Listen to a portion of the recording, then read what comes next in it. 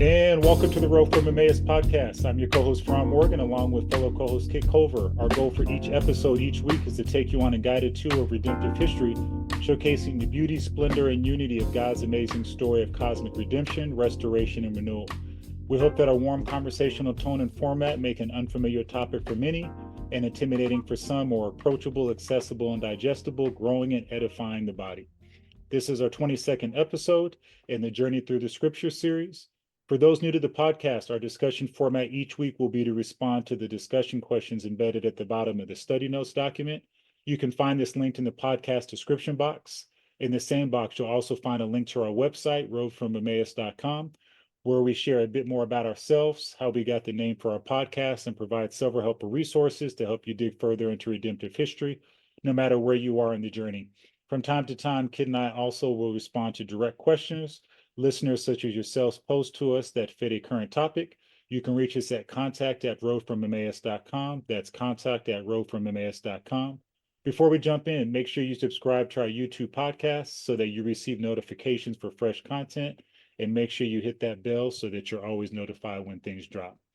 We drop a new episode every Monday morning, so we look forward to you taking this exciting ride through the scriptures with us. This is actually the second part of our golden calf, unpacking a critical, very popular, known part of scripture in Exodus.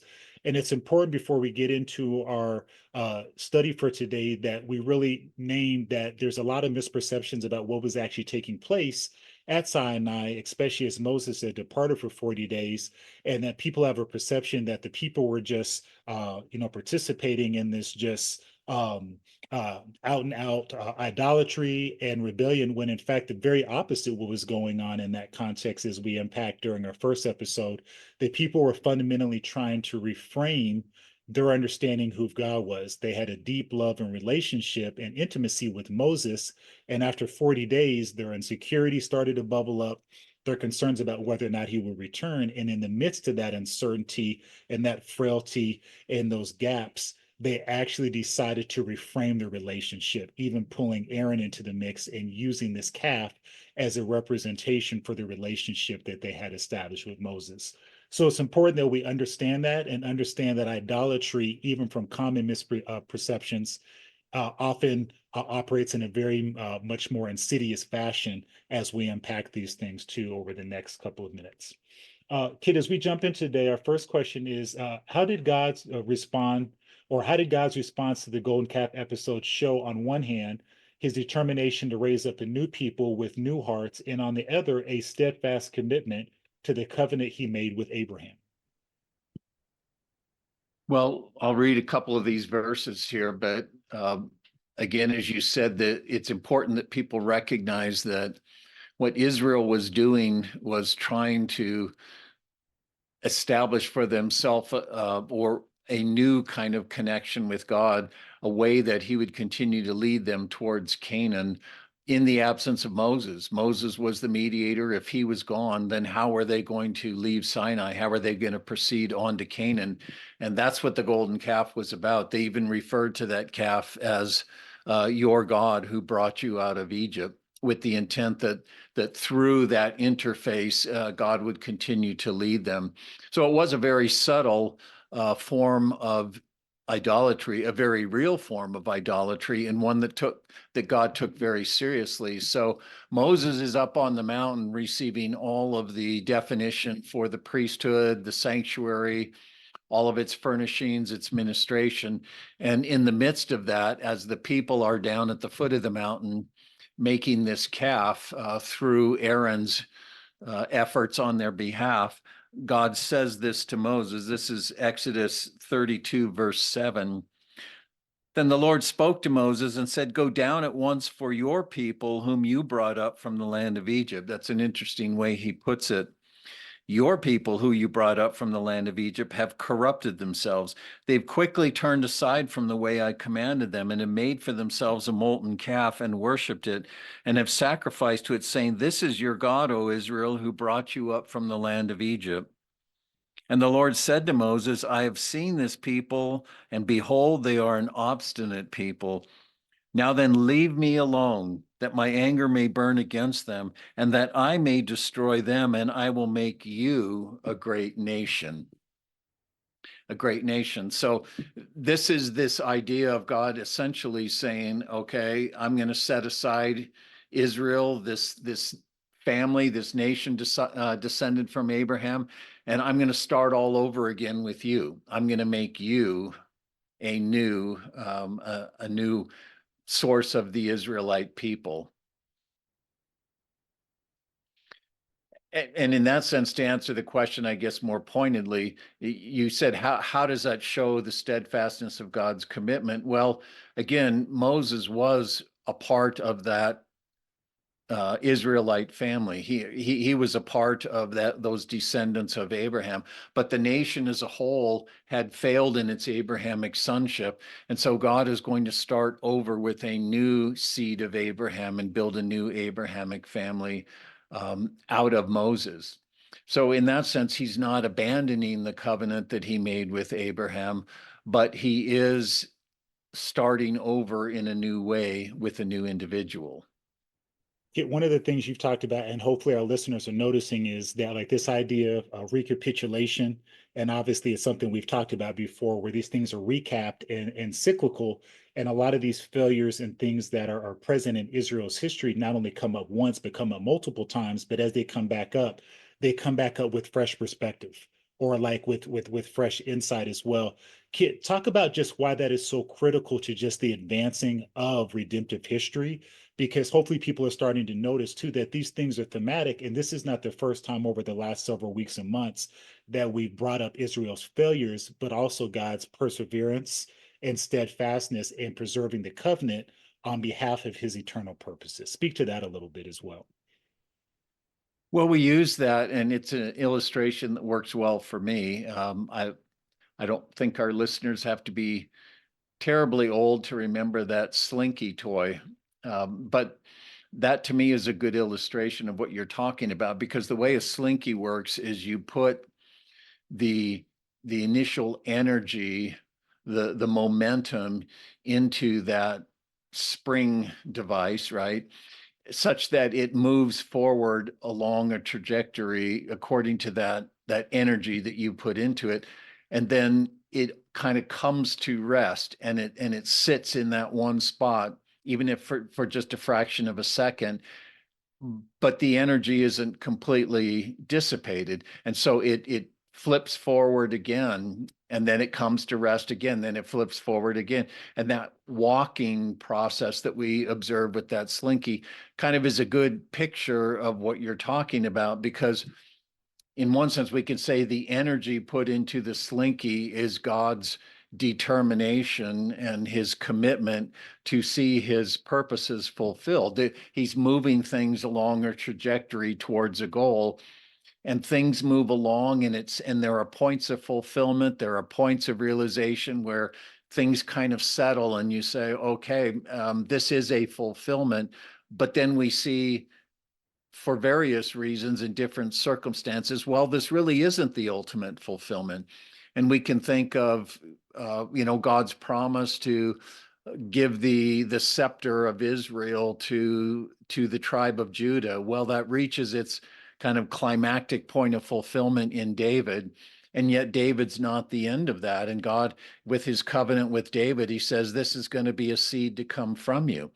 And David recognized that even though it was pointing initially to Solomon, he said, you've made a promise to your servant regarding the distant future. And so this fulfillment, adding to promise, a new stage of fulfillment, which adds to the promise, and it just keeps carrying itself forward. And that's partly or a significant aspect of how the storyline moves forward.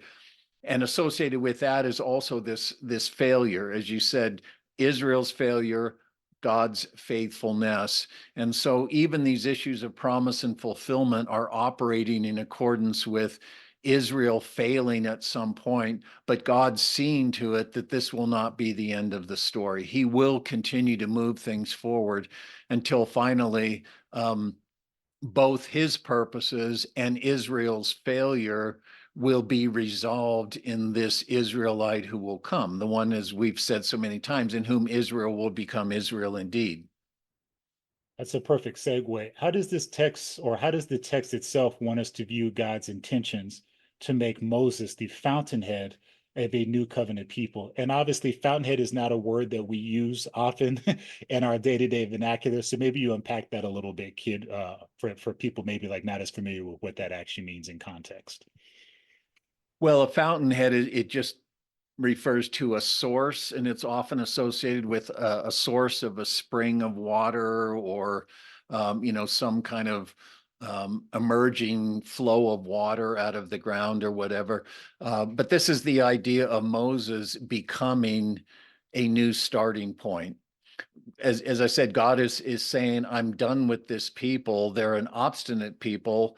I'm going to destroy them, and you alone I will preserve as an Abrahamic descendant, such that you will be the beginning, the fountainhead, the source, as it were, of a new people who will be my covenant people going forward. And I think in terms of what the text wants us to see, there's no indication here that God is insincere, and he's not asking Moses for his opinion. He says, this is what I'm going to do. And so there is a sincerity, there's a genuineness in this. And yet we also can detect in this, certainly from the way Moses responds, as we'll talk about, and God's response to Moses' response, we see that really this was a test as well. There's a sincerity here, but God is also, in a sense, putting in front of Moses something that he's being tested as to how he really will stand in relation to God's purposes and his understanding of that and his relationship to it. Contrast Moses's mediation with Aaron's during this episode. How does this manner, or how does the manner in which he interceded illumine and affirm his typological function in salvation history? And I think for context, kid, if you don't mind, maybe reading Deuteronomy 18:13 through 19, or maybe a little bit more than that, to just give us some grounding, give us a foundation as we kind of address this prompt. Okay. Well, as I hinted, Moses' response, God is putting this in front of him as a kind of test. And the way that Moses responds shows that he actually passes the test. And it's probably easiest to just continue on reading in that Exodus 32 context. When God says, I'm going to destroy them and make you a great nation, Moses pleads with the Lord and says, O Lord, O Yahweh, the covenant God of Israel, why does your anger burn against your people whom you brought out from the land of Egypt with great power and a mighty hand? Why should the Egyptians speak, saying, with evil intent he brought them out to kill them in the mountains and destroy them from the face of the earth? Turn now from your burning anger and change your mind about doing harm to your people. Remember Abraham and Isaac and Israel, meaning Jacob, your servants to whom you swore by yourself and said to them, I will multiply your descendants as the stars of the heaven, and all this land which I have spoken, I will give to your descendants, and they will inherit it forever. That was how Moses responded to God's intent to make him a new Israel, to start over again with him. And it says, so the Lord changed his mind about the harm which he said he would do to his people. And the reason we're kind of dwelling on this is because this is a passage people often point to as some sort of, indication scripturally of how our prayer can change God, change his mind. And we'll talk more about that. But if we keep this context, this passage, this intercession on Moses' part, in its context, we see that that's really not what this is about. This isn't some sort of scriptural support for the idea that if I pray fervently enough or say the right things to God, that I can ultimately get him to do what I want him to do. So Moses' mediation is something where he's effectively pleading with God to uphold his own integrity, his own faithfulness. He's pleading God's own status and standing in the eyes of people. This is your covenant people. You made a covenant with them. You've displayed this integrity and commitment to this covenant in the sight of the Egyptians and the other nations, even as we're going to move forward. And remember that, hold on to that. Don't put yourself in a position where it looks like you were unable to fulfill your covenant or unwilling to fulfill your covenant.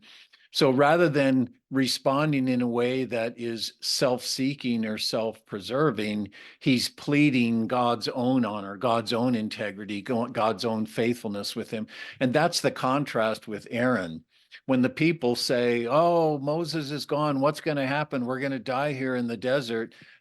Make us an image through which we can continue to have our relationship with God mediated. We can continue to interact with him and be led forward.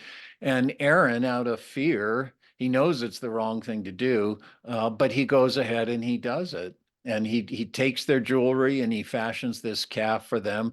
And then they even call for a day of worship and celebration as they prepare to march out. Now, the second part is, you said, how does Moses' mediation illumine and affirm his typological function in the salvation history? Well, keep in mind what I just said in terms of the way that Moses responds to this thing that is put in front of him, this offer to become a new people, in a sense, for God to start over with him.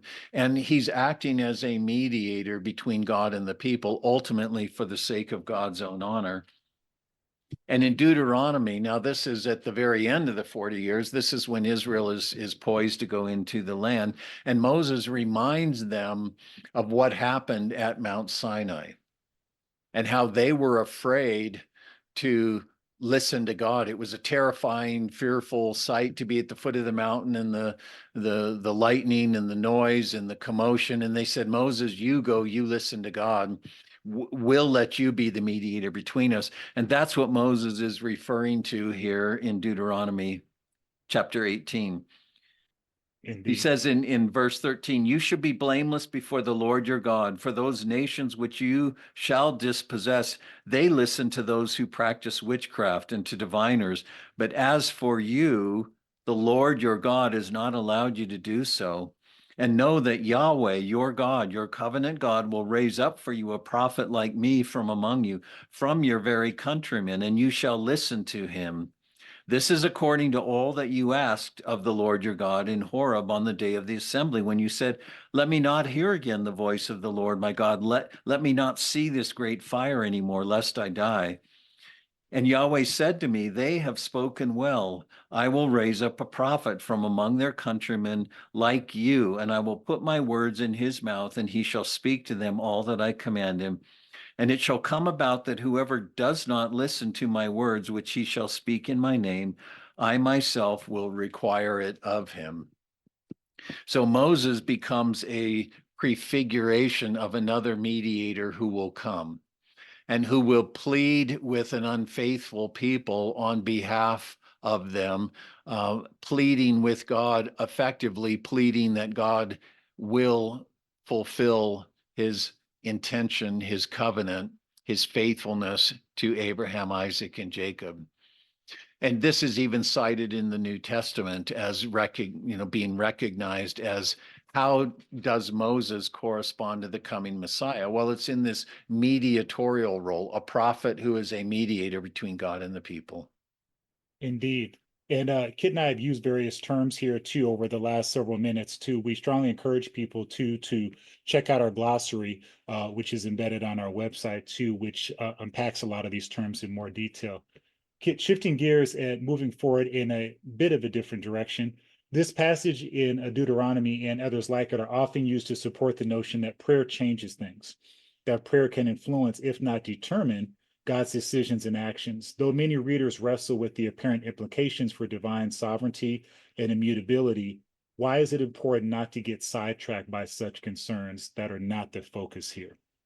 Well, I think that is the key. And as I said a few minutes ago, on the one hand, this event, this intercession of Moses, is commonly pointed to as a justification, biblical support for the idea, as we mentioned, that our prayer can change God's mind.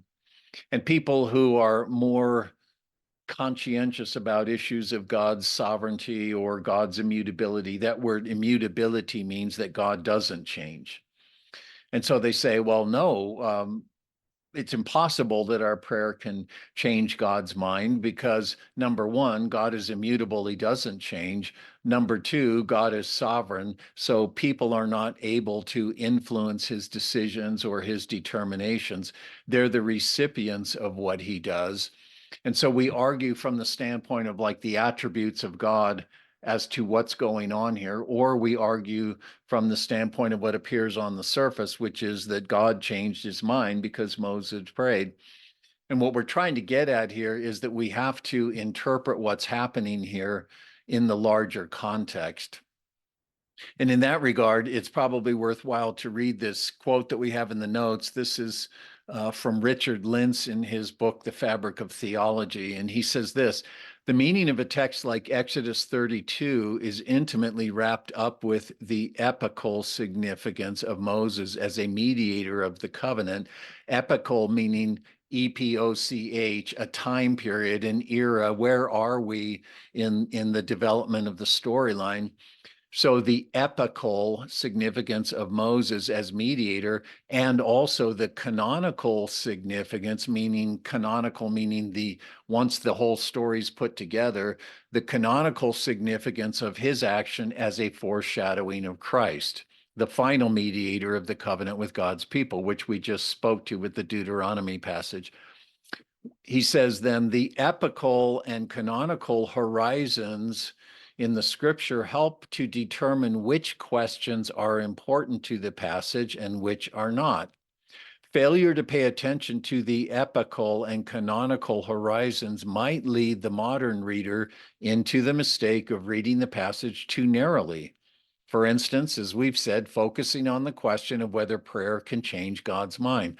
But this is not the fundamental question of the text. The question that the actual horizons, the epical and canonical horizons, want to ask of the passage is who might be an acceptable mediator between God, who is faithful, and the Israelites who are unfaithful. And not just who, but what sort of individual might be an acceptable mediator. And then he concludes by saying, this is the thread that links this particular passage to the rest of the scriptures, and we must not lose sight of that as we attempt to build a biblical theological framework. So all of that, and I hope that's not confusing to the listeners, but the idea is that we always have to take any particular passage and interpret it within its place in the storyline and where ultimately the story is going. If we just flip to this passage and read it in isolation, then it seems like, yes, prayer changes things, or prayer changes God's mind. But it's getting at a larger issue, and that's tied again to Moses' own prophetic role or prefiguration role as pointing to one who will be. So what sort of a person can actually mediate between God and an unfaithful people? And it's an Israelite from within Israel who will actually intercede on behalf of God's integrity and God's faithfulness and plead with God in that sort of a way. We talked about earlier that Moses himself was definitely given privilege and opportunity, but that also extended to the nation itself. And so, with that context in mind, for all their privilege in being allowed to know the living God through his words and deeds, the children of Israel were determined to form him in their own image according to their own sensibilities and perceived interests. How does this reality help us to properly understand the title of idolater and how his chosen people rightly wore it? And even going back to some of our conversation from the second question, Kit.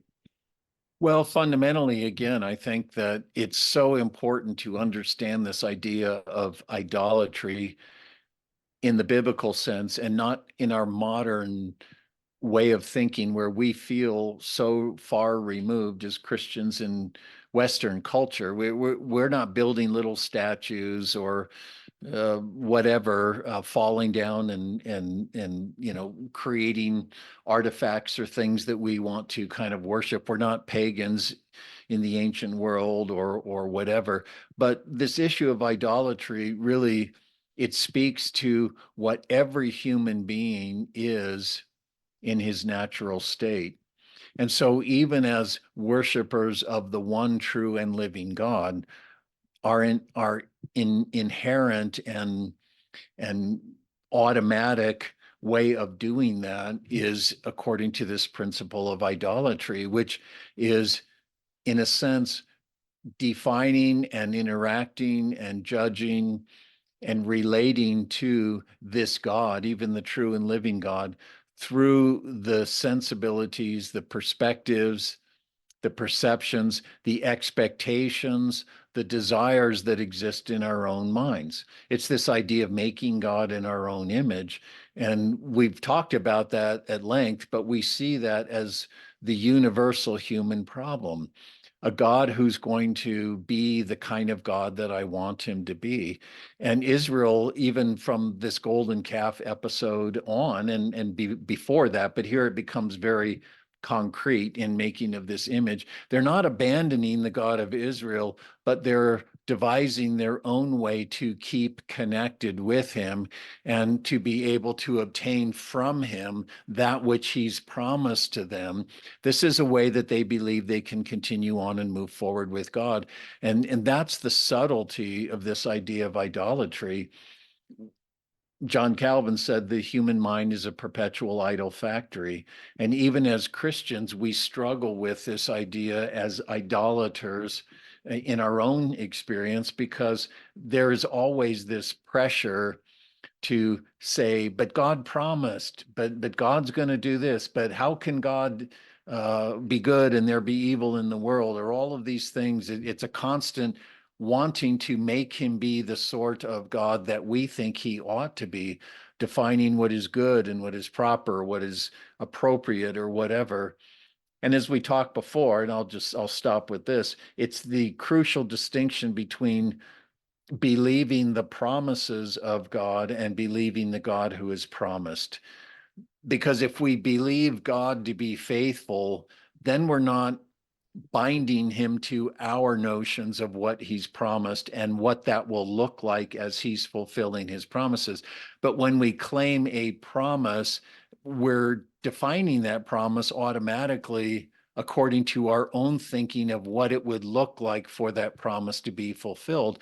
And then when God doesn't come alongside and conform himself to our expectations or our notions of what it will mean for him to keep his promises, then we conclude that he's unfaithful, or perhaps he's not worth knowing, or perhaps he doesn't exist at all. And we see this in a lot of Christian experience where people are led to expect something from him. And then when it doesn't happen in that way, then to use that biblical expression, they go away sad.